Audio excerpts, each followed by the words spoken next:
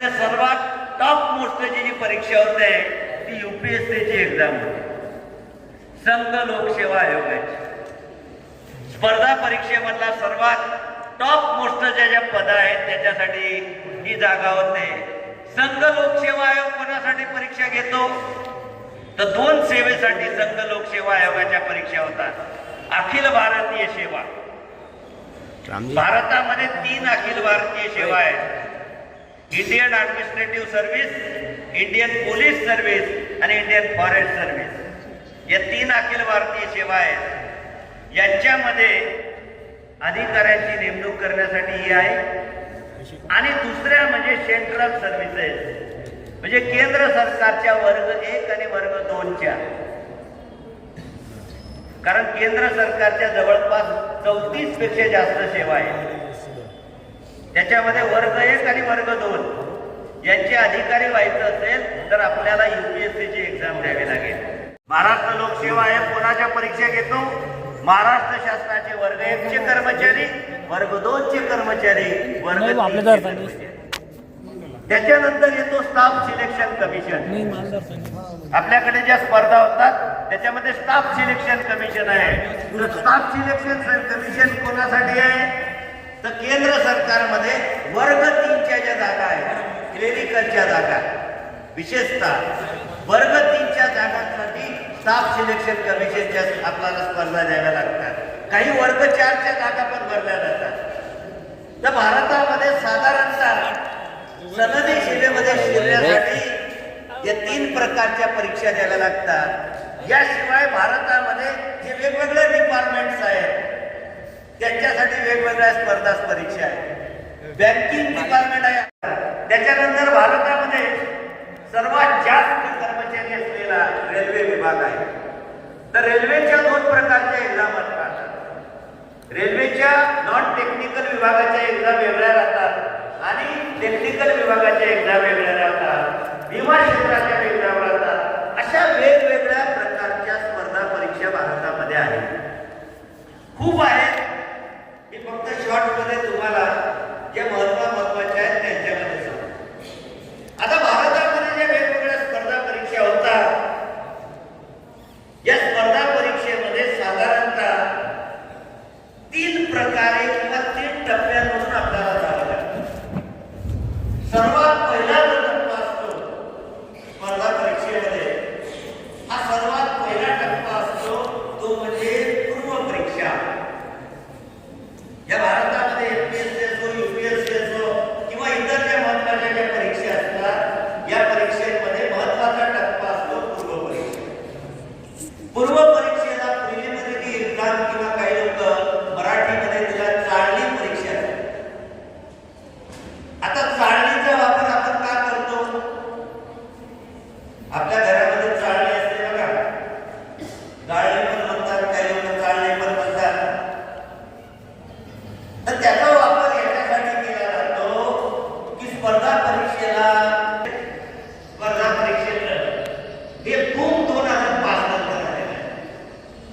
2005च्या आधी आपल्या खेड्यापाड्यातल्या मुलांना स्पर्धा परीक्षा म्हणजे काय माहिती पण नव्हती. हे खूप कुणी आणलेलं आहे तर हे खूप आणलेलं आहे स्पर्धा परीक्षेचे क्लास चालवणाऱ्या लोकांनी.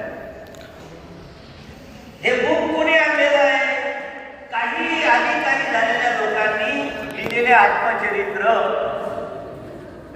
आणि पेपर. बातमी काय दिली माहितीये का? मेंढ्या चालता चालता IPS बनला. आपण लगेच तुलना करायला लागलो. अरे मेंढ्या चालणारा IPS होतो, आपण तर AC मध्ये राहतो, आपण तर याच्यापेक्षा मोठा होतो. आपण कन्फर्मच केलं नाही आणि टीव्हीनी सोशल मीडियाने हेच दाखवलं, त्याचे मेंढ्या चालताना फोटो दाखवलं. हे नाही दाखवलं की तो दिल्लीला 3 वर्ष राहिला, पुण्याला 8 वर्ष राहिला. हे नाही दाखवलं. मेंढ्या चालता चालता तो अधिकारी बनला हे दाखवलं. तर तुमच्या समोर जे नॉलेज येत आहे स्पर्धा परीक्षे संदर्भात हे पूर्णपणे अर्धवट स्वरूपाचं नॉलेज आहे. आणि काही काही अधिकारी लोक आता स्टेजवर स्पर्धा परीक्षेच्या बद्दल भरभरून माहिती सांगणारे, युट्यूबवर व्हिडिओ बनवणारे, वेगवेगळ्या कॉलेजमध्ये व्यासपीठावर जाऊन गप्पा मारणारे अनेक अधिकारी आहेत. कारण हा स्पर्धा परीक्षा हा विषय आता मार्केटिंगचा विषय झालेला आहे. मार्केटिंगचा विषय झालेला आहे. म्हणून या मार्केटिंगच्या विषयामध्ये पडताना आधी काळजी घेतली पाहिजे. तर आपण त्याचं नेचर लक्षात घेतलं पाहिजे.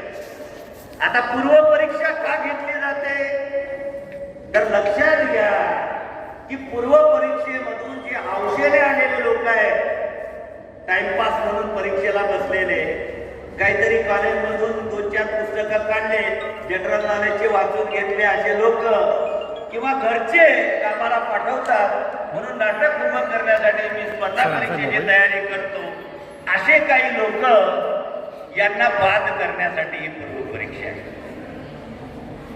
तर पूर्वपरीक्षेमध्ये 2 पेपर आहेत बघा. पहिला पेपर सामान्य ज्ञान पेपर 1 आणि सामान्य ज्ञान पेपर 2 असे 2 पेपर आहेत. लोकसेवा आयोगामध्ये पण 2 आहेत, UPSC मध्ये पण 2 आहेत. हे दोन्ही पेपर 200 मार्काचे आहेत. हे जे दोन्ही पेपर आहेत 200 मार्काचे आहेत. या दोन्ही पेपरमध्ये ऑब्जेक्टिव्ह टाईप प्रश्न येतात, वस्तुनिष्ठ. या दोन्ही पेपरचा जर सिलेबस तुम्ही पाहिला तर पहिल्या पेपरचा जो सिलेबस आहे 10वी पर्यंत जे विषय तुम्ही शिकला या विषयाचा सिलेबस आहे. 10वी पर्यंतचा इतिहास, 10वी पर्यंतचा भूगोल, 10वी पर्यंतचं नागरिक शास्त्र, 10वी पर्यंतचं विज्ञान, 10वी पर्यंतचं गणित, हे विषय आहे. दुसरा जो पेपर आहे CSATचा सामान्य ज्ञान पेपर 2, याचा सिलेबस जर पाहिला तर ज्या विद्यार्थ्यांनी 4थी आणि 7वीला स्कॉलरशिपची परीक्षा दिलेली असेल ते स्कॉलरशिपचं पुस्तक पुन्हा उघडा आणि MPSCचा UPSCचा सिलेबस सारखाच आहे. स्कॉलरशिपच्या पुस्तकामध्ये जे आहेत ना, उतार्यावरचे प्रश्न लिहा, नातेसंबंध सांगा, तर्कशक्तीवरचे प्रश्न लिहा. आपण ऐकलो ना की प्रश्न कसे असतात, आकलनावरचे असतात. रेल्वे पूर्वेच्या दिशेने चालली, 2 किलोमीटर गेल्यानंतर पश्चिमेला वळाली, त्याच्यानंतर परत दक्षिणेला वळाली आणि परत उत्तरेला गेली. आता रेल्वेचं तोंड कोणत्या दिशेला राहील, असे प्रश्न. म्हणजे तुमच्या तर्कशक्तीला, तुमच्या आकलनाला, तुमच्या अनुमानाला किंवा तुमच्या मधल्या निर्णय शक्तीला चॅलेंज करणारे प्रश्न, नातेसंबंधाबद्दलचे प्रश्न, वेळेबद्दलचे प्रश्न, जे सर्व प्रश्न तुम्ही 4थीच्या आणि 7वीच्या स्कॉलरशिप मध्ये शिकलेले आहात, नवीन नाही. स्कॉलरशिपच्या परीक्षेमध्ये हे सर्व प्रश्न असतात.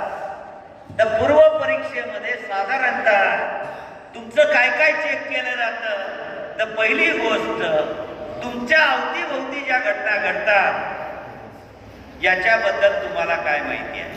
सामान्य ज्ञान म्हणजे काय की तुमच्या अवतीभोवतीला सामाजिक, आर्थिक, राजकीय, शैक्षणिक, ऐतिहासिक क्षेत्रामध्ये काय काय घटना घडतात याच्याबद्दलचं तुमचं नॉलेज चेक केलं जातं.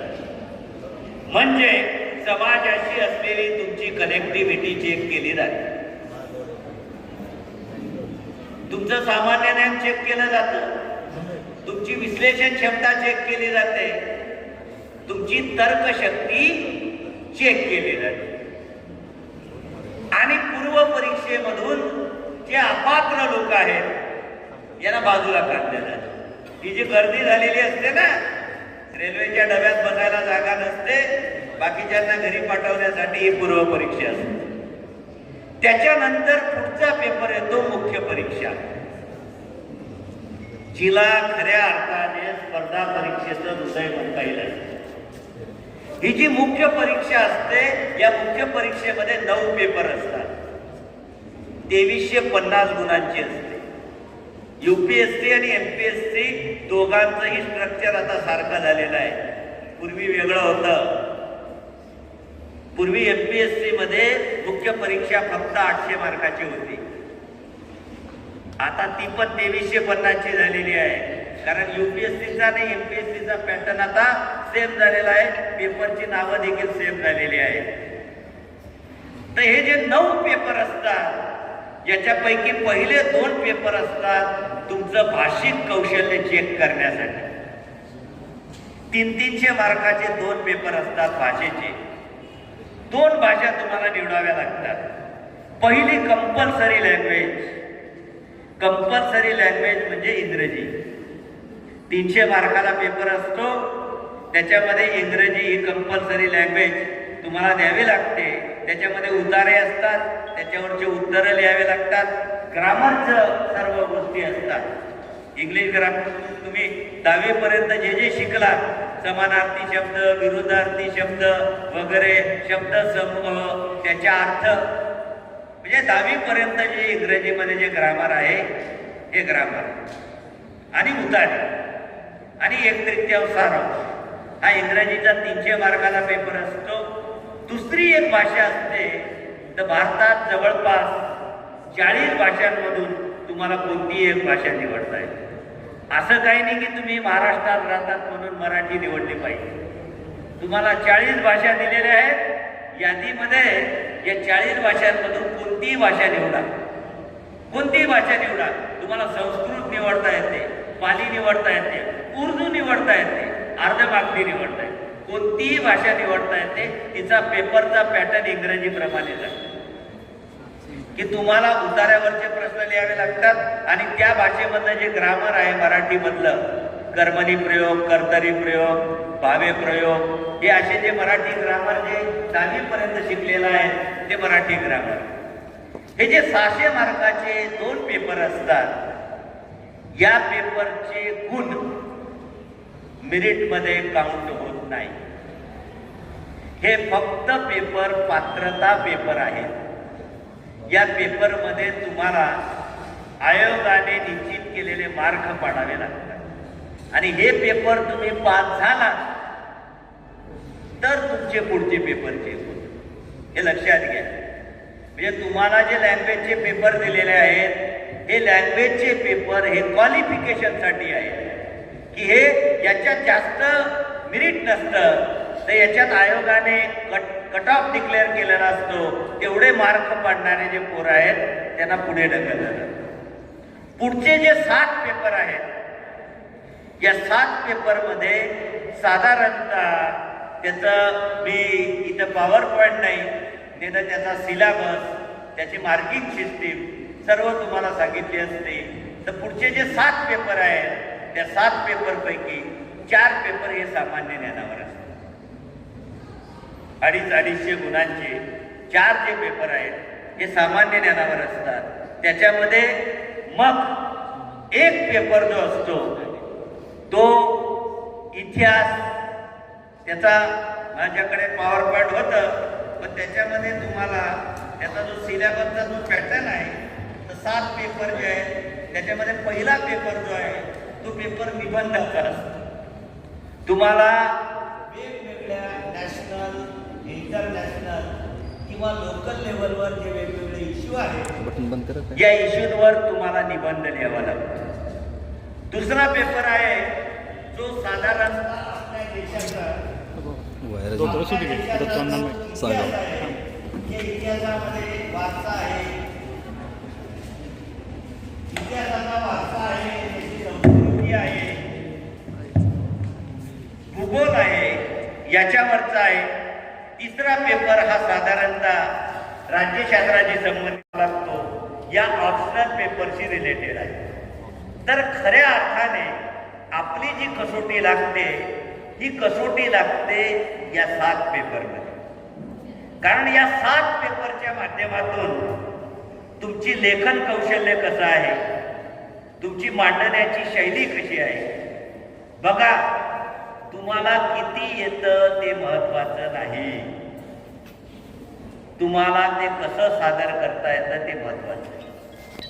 कारण सादरीकरणाला खूप महत्त्व असतं आणि जे विद्यार्थी सादरीकरणामध्ये बाजी मांडतात त्या विद्यार्थ्यांना त्या ठिकाणी यश प्राप्त होतं.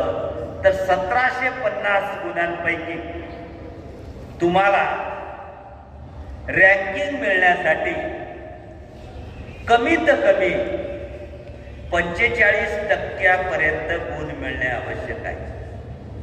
आजपर्यंत UPSCचा जो निकाल लागलेला आहे, या निकालामध्ये पहिला नंबर आलेला विद्यार्थी 52% घेऊन पहिला नंबर आलेला आहे. हे लक्षात घ्या.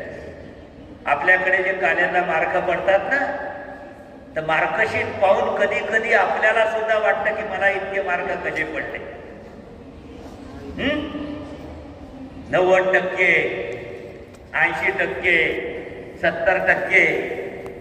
तर UPSC मध्ये देशात जो एक नंबर येतो ना, त्याला 52%, 53% एवढे मार्क असतात. 55च्या पुढे आजपर्यंत कुणीच गेलेला नाही. एवढ्या टफ पद्धतीने हे पेपर चेक होतात, हे लक्षात घ्यायचे. आणि त्याच्यामध्ये जी पहिली रँकिंग आहे ना IASची, ती फार कमी लोकांना भेटते. 70-80 लोकांना. जे 70-80 लोक जे टॉप मोस्टचे असतात. म्हणून आपल्याला कमीत कमी 45% किंवा 40% मार्क पडतील, तेव्हा आपल्याला रँकिंग मिळेल ही शक्यता असते. त्याच्यानंतर पुढचा टप्पा असतो इंटरव्ह्यू किंवा मुलाखत. 275 गुणाची मुलाखत असते. मुलाखतीचा वेळ साधारणतः 30 ते 20 मिनिटं असतो.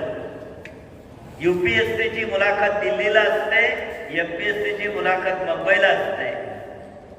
तर मुलाखतीमध्ये तुम्हाला लेखीमध्ये जर कमी गुण असतील, तर मुलाखतीमध्ये आपल्याला थोडी जास्त तयारी करून जास्त गुण मिळवता येतील. तर साधारणतः मुलाखतीमध्ये 25-30 मिनिटाची मुलाखत असते. या मुलाखतीमध्ये काय काय प्रश्न विचारले जातात, कशा कशावर भर दिला जातो.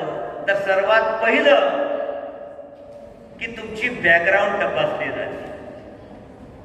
तुम्ही ज्या बॅकग्राऊंड मधून आला, आता उदाहरणार्थ तुम्ही धुळे जिल्ह्यामधून आला, तर सर्वात आधी प्रश्न तुम्हाला धुळे जिल्ह्याबद्दल विचारले जाते.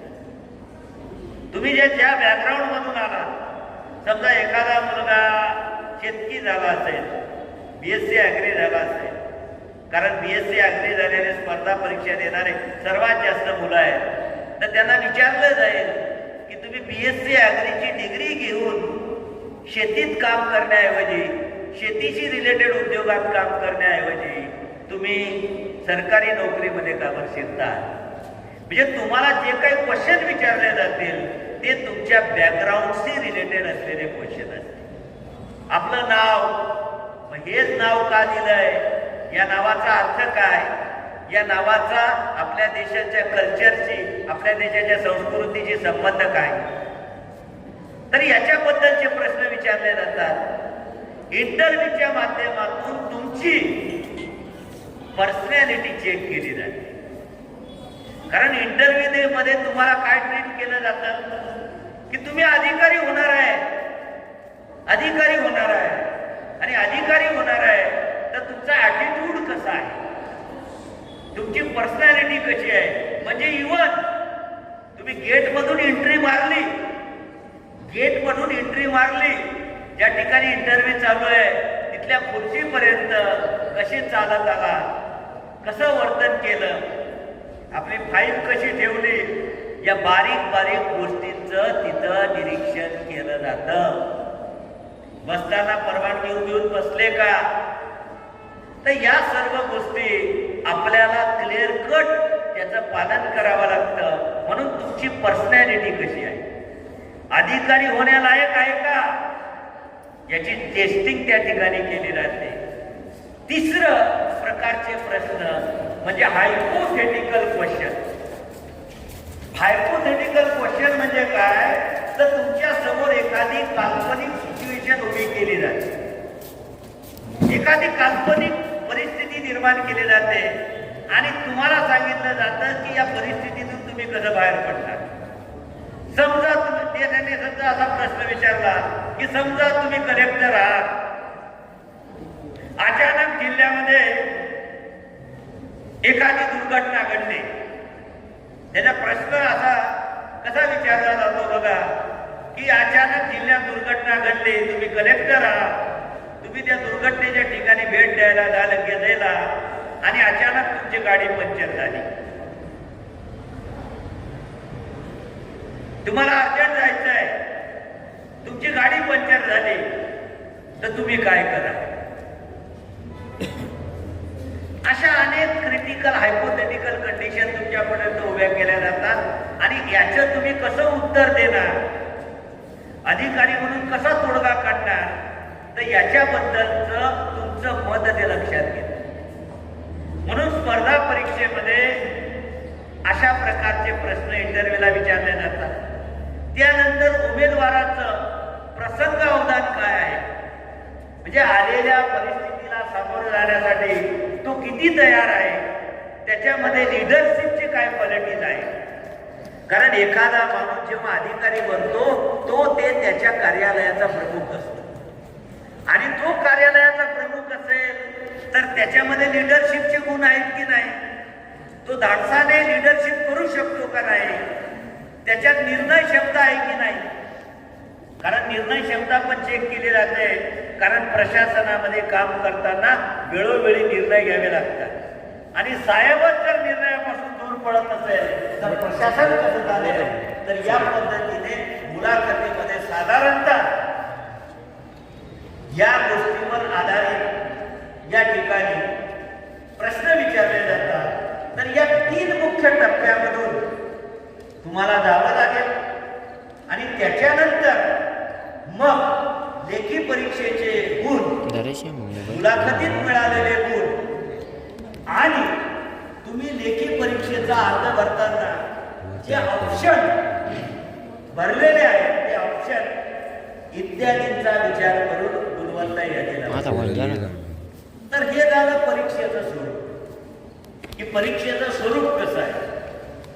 आता या ज्या परीक्षा आहेत यांना सामोरं जाण्यासाठी काय काय तयारी केली पाहिजे याच्याबद्दल मी थोडक्यात तुम्हाला मार्गदर्शन.